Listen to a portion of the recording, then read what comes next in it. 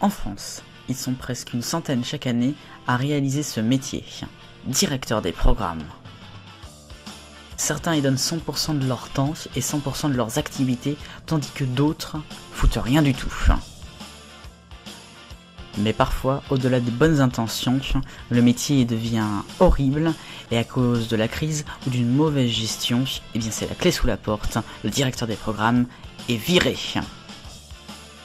C'est pourquoi moi, Pierre Blandin, je vais tenter, à ma moindre mesure, d'aider les directeurs des programmes et d'essayer de sauver certaines chaînes et certaines émissions de télévision française, en vous proposant divers projets, certes dans un contexte différent et avec un recul.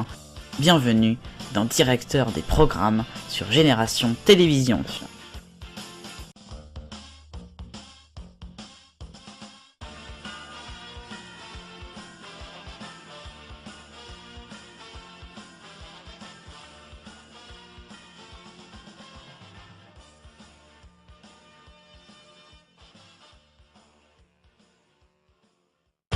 Bonjour à tous, bienvenue sur Génération Télévision pour le 7e directeur des programmes.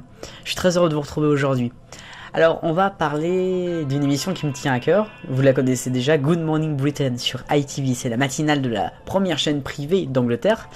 Et aujourd'hui je vais imaginer un Good Morning Britain sur TF1, imaginons.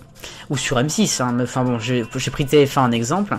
Ça serait donc un Good Morning Britain sur TF1. Ça ferait Bonjour, Bon Matin France ou Bonjour la France. Enfin, Bonjour la France, ça a déjà existé, donc on va dire Bon Matin France.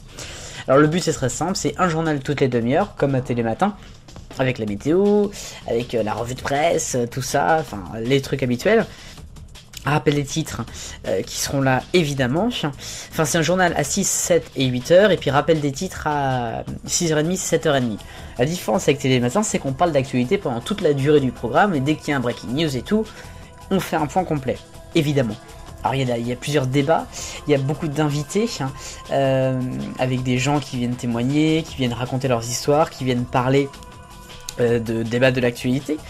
Il y a des critiques, des éditorialistes, et puis bien sûr une interview politique. Sans oublier bien sûr des choses un petit peu plus rigolotes, puisque la matinale c'est aussi un endroit où on peut faire de tout. Et c'est ça la beauté de ce moment-là de la télé dans le matin, c'est qu'on peut faire aussi d'autres trucs. Alors il y a l'activité par exemple. Alors ça peut être une campagne de sensibilisation, une démonstration, mais ça peut être aussi un jeu, ça peut être aussi une activité plus ludique, je veux dire par là. On peut essayer de faire des trucs, enfin faire un peu des concours aussi. C'est ça aussi le truc de la matinale. Alors on parle des people, on parle de l'actualité média, de la culture, cinéma bien sûr. Enfin on peut parler de tout et de tout. Et puis il y a même un invité culturel, une star plutôt de tout le monde. Ça peut être monde sportif, monde culturel, monde des médias.